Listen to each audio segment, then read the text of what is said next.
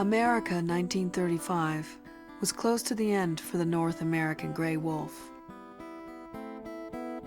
European settlement westward brought drastic change. Human slaughter of buffalo and depletion of other wild game deprived the wolves of their natural food source. Preying on cattle and sheep for survival, wolves became public enemy number one. A full-scale war on wolves ensued. An ancient species nearly gone in the blink of an eye. For 60 years, a void prevailed. Ecosystems deteriorated as humans and livestock multiplied. But the void was not only biological. With it came a loss of spirit. The public majority, recognizing the importance of wildness and diversity in their lives, supported the return of the gray wolf.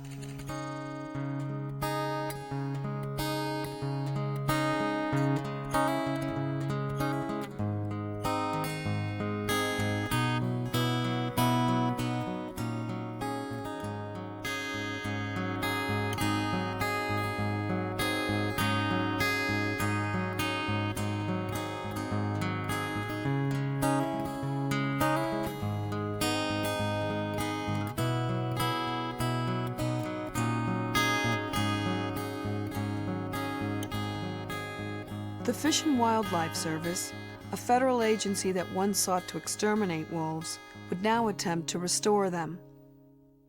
Wolves were placed on the endangered species list, and in 1980, the Fish and Wildlife Service published the Northern Rocky Mountain Gray Wolf Recovery Plan. 66 wolves would be captured in Canada for relocation to Yellowstone and the mountains of central Idaho. In the winter of 1995, the Fish and Wildlife Service put the plan into action.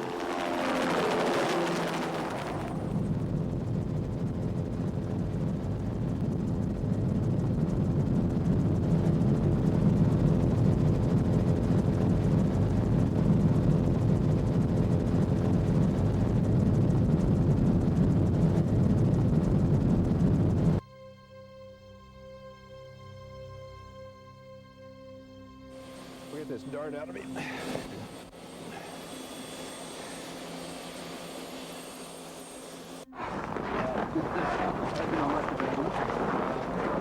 only got one stretch. One more time, you just brought in B. That's 3 of these, right? Yes. And there's $2. Does that help you? Yeah, but this should be 49 should go to Idaho.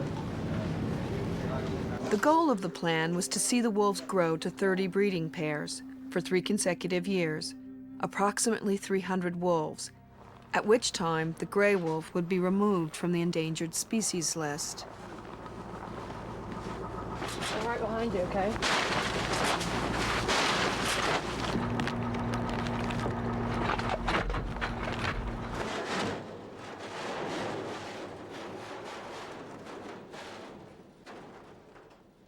About what's going on here, but that will change very soon. In January of 1996, 21 wolves were flown to central Idaho for release. We welcome them back today, even though they have not been turned loose. But in that same sense, we ask the Creator that maybe they will be allowed to run free again, be a part of the creation for which they were intended. For each living animal, there was a purpose that they were put on this earth. Thank you.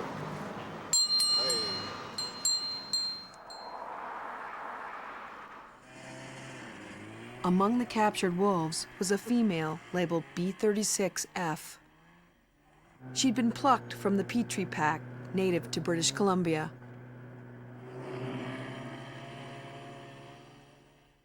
B36 was young, healthy, and nearly 30 pounds heavier than the average female wolf. She was exceedingly alert, full of vitality, and clearly had a strong will to survive. But would her will alone be enough to keep her alive? You might want to bring the noose in. Keep fighting it.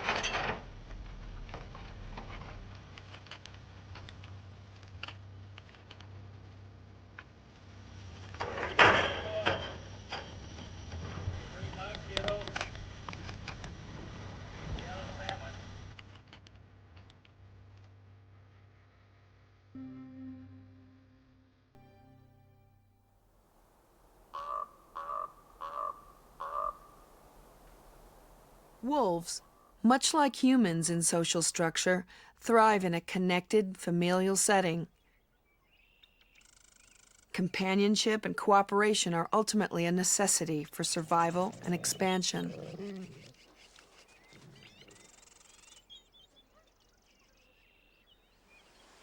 For months after her release, B-36 continued to baffle biologists with her uncharacteristic behavior. While most of the wolves released alongside her paired off to form packs, B-36 chose to wander the towering mountain ranges alone.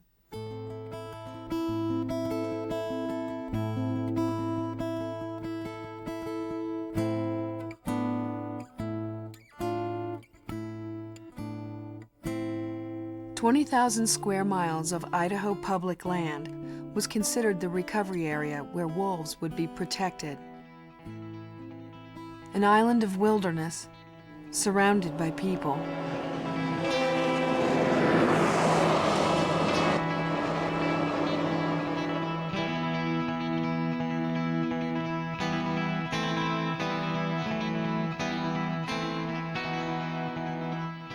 Ultimately, human tolerance of the wolves would determine the success of the plan.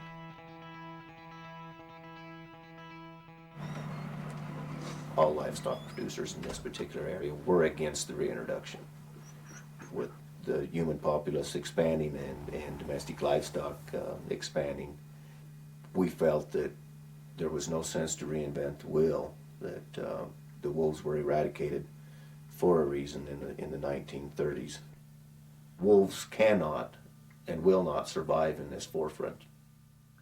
This wolf reintroduction, Canadian wolf reintroduction into Idaho, has to be one of the classic, bungling, bureaucratic catastrophes of Idaho's history. When you have wolves killing Rocky Mountain bighorn sheep and you see one laying on the ground, that's $12,000 to $15,000. Wolves are man-eaters. You know, they'll take whatever they can. The experiment has failed. Get them out now. This is really an issue of land use and control over public lands in the West. We have these lands, they belong to all of us. They've been controlled and dominated by a tiny minority of the American people. The 270 million acres leased for livestock use on public lands in the West amounts to an area larger than Texas and California combined. That area could be devoted to wildlife, clean water, and recreation if we got rid of the livestock. We expect wildlife to live in essentially the crumbs of what's left of wild North America. All the good land is in private ownership. Public land is public land because nobody else wanted it. You know, national forests and national parks, they're beautiful, but they're godforsaken frozen wastelands biologically.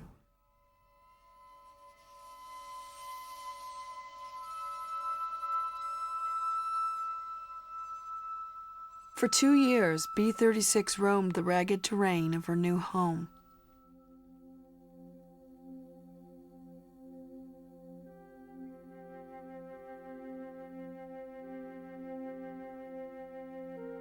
In the winter of 1998, B-36 settled with the majestic male gray wolf.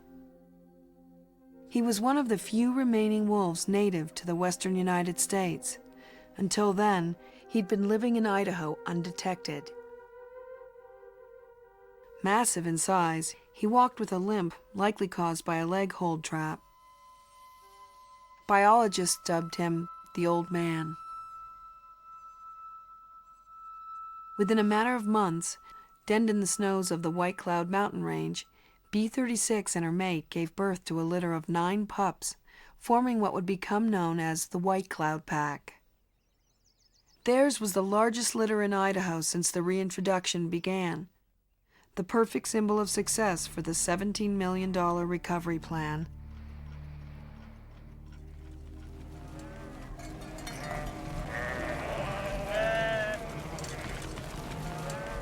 During the summer months of 1998, the White Cloud Pack migrated from their mountain home into cattle grazing territory known as the Stanley Basin. By the end of summer, the pack preyed on 5 privately owned sheep. You can't shoot these wolves out. There is no way. You cannot get rid of them by shooting them. So if anybody thinks they're going to go out and shoot all the wolves, they're nuts. The only way you're ever going to get rid of these wolves is to poison them. But it needs to be done methodically, it needs to be done with regulation, and it needs to be done with the right people.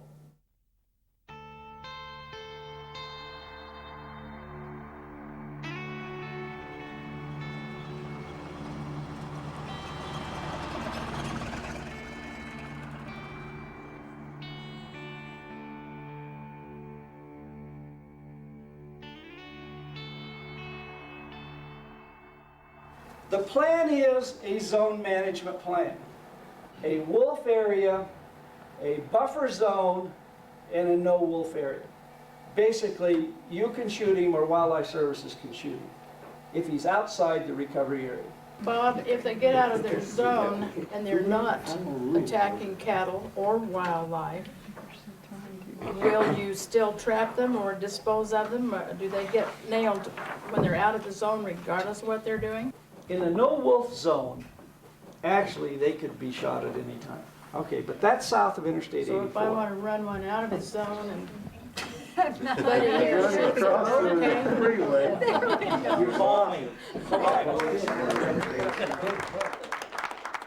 This tiny group of people controls the political process. It is they who have determined how the reintroduction has taken place, and that is codified in what is called the final rule for wolf reintroduction. People were saying, you know, if I could just shoot one of those damn things, if I saw it attacking my calf, that'd be okay. And so what we do? In the rule, we tailored what the wolf population needed in terms of human tolerance with what people needed to be able to tolerate wolves.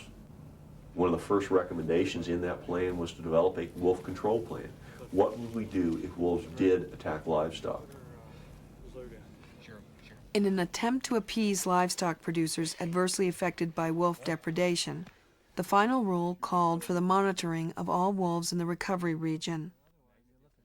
Biologists, veterinarians, and animal trappers were organized to capture the wolves, ear tag them, and affix radio collars as a means of control.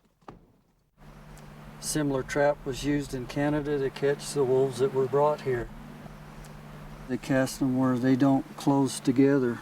It gives the offset that gives all the bone and tendon room in there, but still secure the animal. They're about the size of my fist. Their leg and their entrance to their paw is about that size. And so we may have an opening there that's 1/10 the size of the paw of the animal. It's just a little bit, maybe a 10th or 20% bigger. Wolves have been known to bite off their legs in order to escape from the traps. This is one of the most inhumane methods of capture ever devised. First time we find that we have a wolf in the steel, the first order of business is we ease in and restrain the animal with a release pole. Our presence there causes the animal to want to really leave, so it's actively fighting harder with the extra adrenaline pumping when we show up on scene.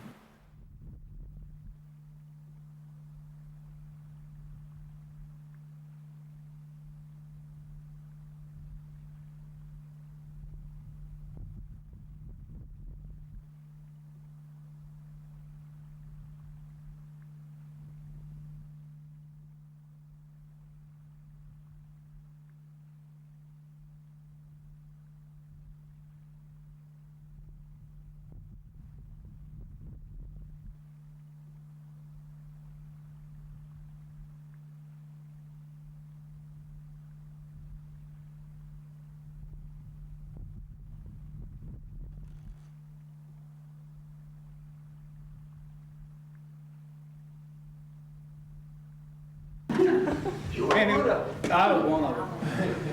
Anyway, we just want to show you that, and I guess you can take it from here and critique. You did everything right there. You were quiet, and you pinned the animal to the ground. It was excellent. The fact that Rick is willing to show the video, that tells you that you're doing the best job you can possibly try to do. This workshop is an excellent example of how we as a profession are openly evaluating our old tools. And we're using tools contested by much of the public and in the controversial context of wolves themselves. We immobilized an average of 20 to 30 wolves per week, 51 weeks a year, for the 5 years that I was under the feds.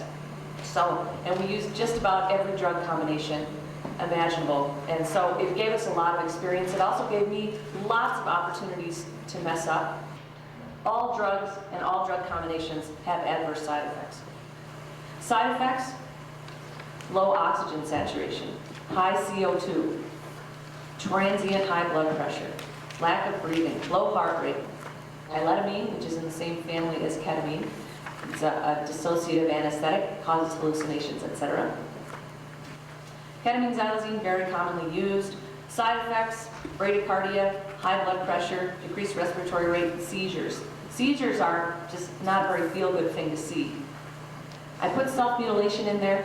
They were introducing xylazine to mitigate the self-mutilation when the animal's recovering, and that appears to take care of it. But then you're dealing with 3 different drugs that the animal is metabolizing. Are you talking about biting, basically? Yeah, self-biting. We also had one captive red wolf that turned and just grabbed his own back leg and was just reefing on it. If with a ketamine stare, if this animal is in sunlight, it's going to damage it, potentially damage its retina, because we know that ketamine stare prevents that animal from closing its eyes. But this wolf will survive the experience just fine. It will. I still, as I say, weigh wolves like this at times, but I certainly will choose how I weigh wolves when I'm with various colleagues, and with the media. I want to present a professional image.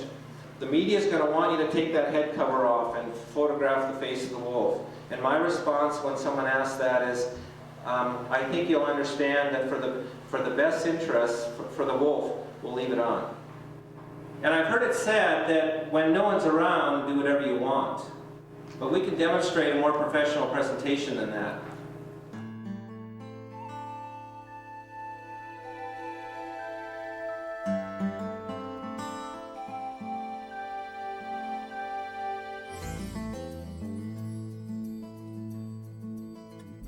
In the spring of 1999, B36 gave birth to her second litter for a total of 7 pups. Within a month, the pack preyed on 2 privately owned calves.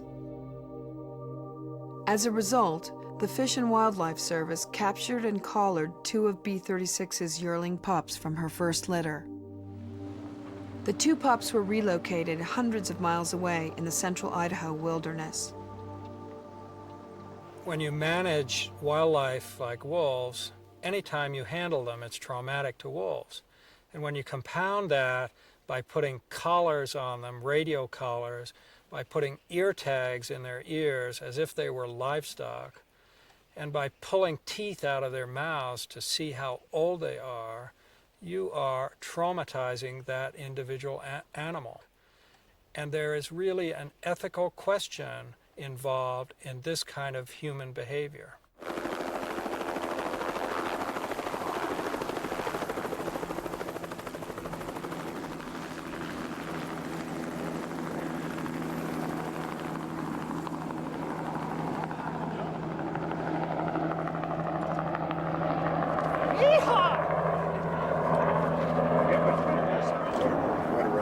What a rush. That'd be fantastic. Got the alpha male? I don't know. I don't even know where we were. The steepness helped a lot today because they tired very quickly when they're going uphill. And yeah, when we took off, pilot said we had about 15 minutes of hunting time, and then we had to stop and take a break. And is that what you looked at? Yeah, and I was see what his teeth look like here too.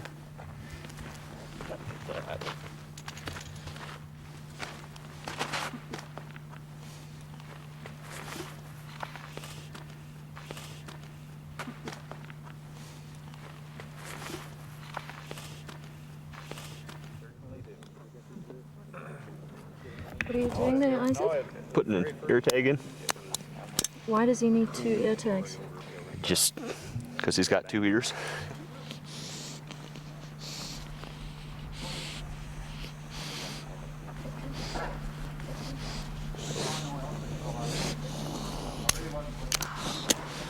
That's a whole other chapter. Or 2 or 3.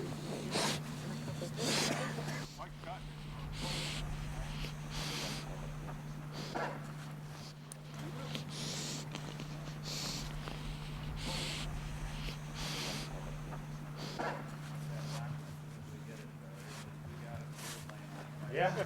Hey, Mark. Hey, Mark. But you're legal, only one at a time. Isaac, why is he still struggling? He's been dosed the second time, right? Yeah, well, actually, that's what it is. He's not struggling. That second dose is ketamine, and it's a little bit more of a rigid drug. That one I bumped with ketamine because its head was still up. Can you hold it? Or here, just hand me my. Yeah, you're gonna have your hands full there, so I would. Tie them up good too, and then just they give in. You put 10 pounds of meat in him, he'd be 120 pounds. Right? So we've well, some of those down in your place. Some of those down in your place.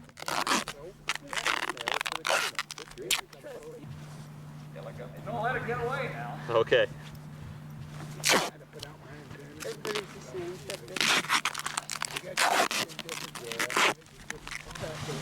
You got some circulation in his legs? So.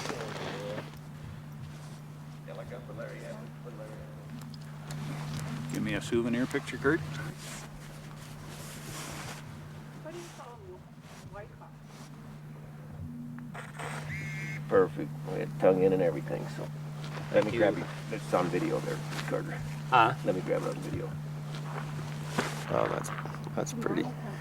Really good. That is a pretty one. Beautiful animal. You ready?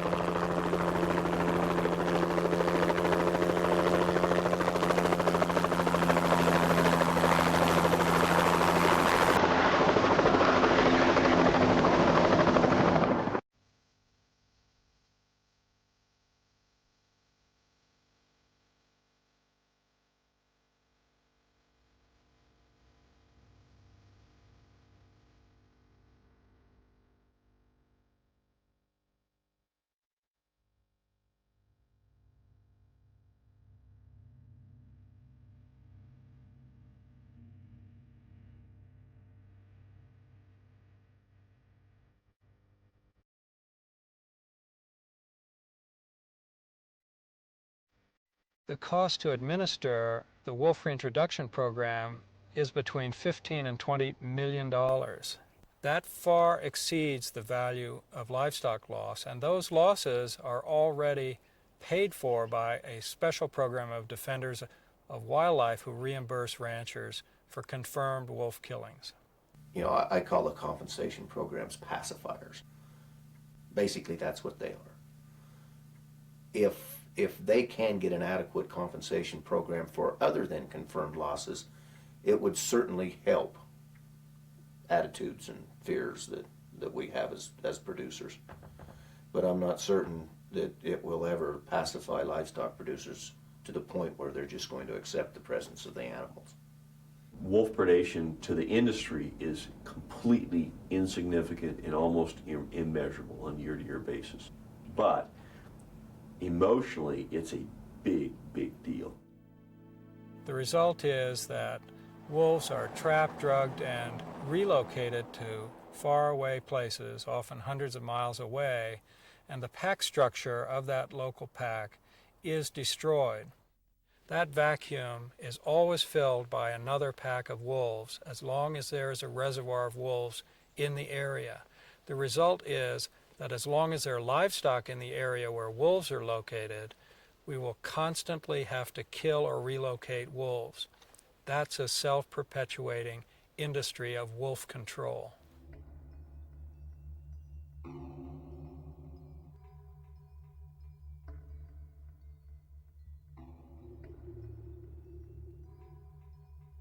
In the spring of 2000, the White Cloud Pack preyed on 2 calves owned by a local ranch. The Fish and Wildlife Service took immediate action. B-36, the old man, and 3 pups were captured.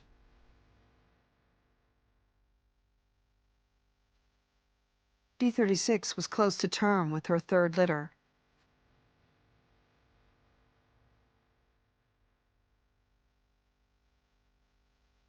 The old man, B-36, and 2 pups were relocated over 100 miles north before being released in the Lac-Saw River area. The last of the captured pups was collared and released on site in hopes that she would lead the service to the remaining orphans of the White Cloud Pack. She was given the name Judas Wolf.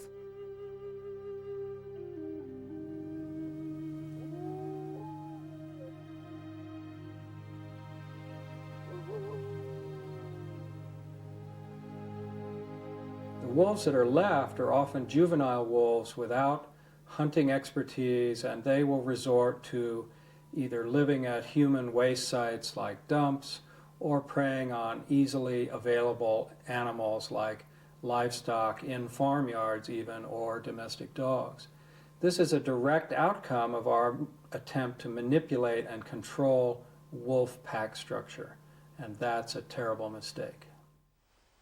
Within a month, the orphaned wolves preyed on livestock. The Fish and Wildlife Service decided to take lethal action on the orphaned wolves of the White Cloud Pack. The biggest known cause of death of wolves is agencies, me, saying this wolf killed a cow, this wolf and this wolf will die. I'm sorry if you can't film down here.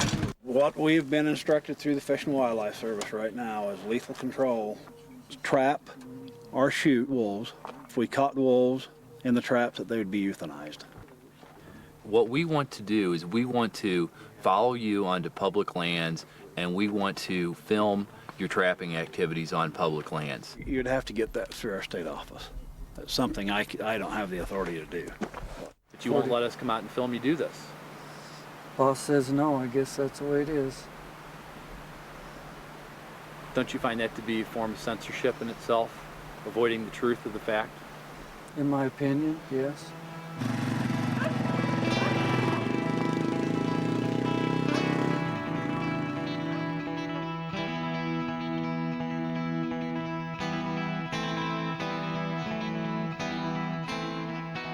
The service is going to kill wolves as a first resort in many instances, simply because there's no place to put them, and it's cheaper and it's more effective.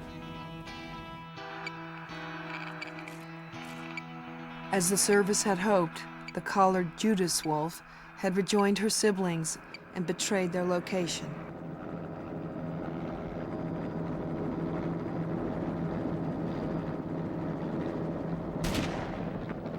Within 3 days, Wildlife Services shot and killed 5 members of the White Cloud Pack.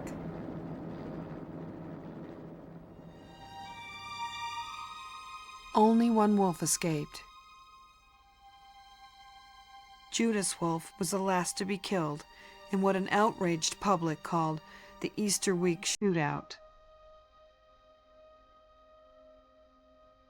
After collecting the carcasses, Wildlife Services discovered one of the dead was B-36's mate, the old man. In a matter of days, the old man had limped his way back over 100 miles to reunite with his pups. B-36, near giving birth to her 3rd litter, would wait in vain for the return of the old man.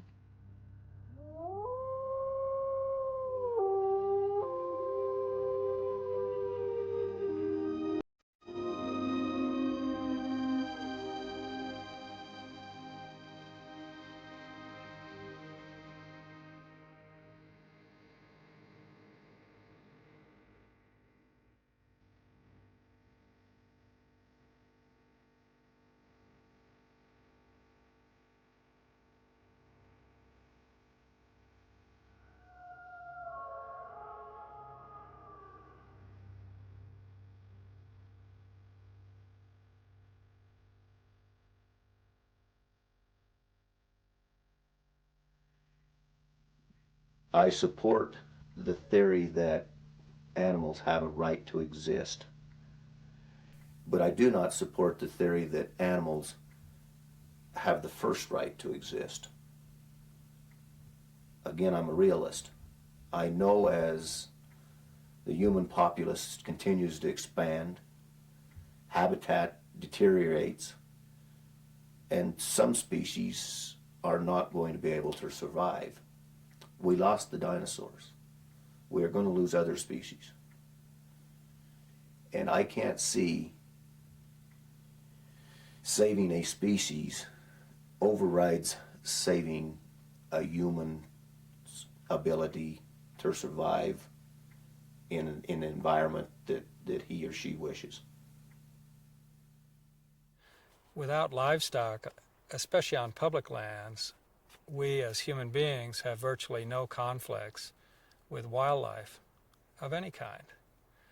Livestock are the problem. And for heaven's sakes, there's plenty of livestock in the world, but there are not very many wolves in the world anymore.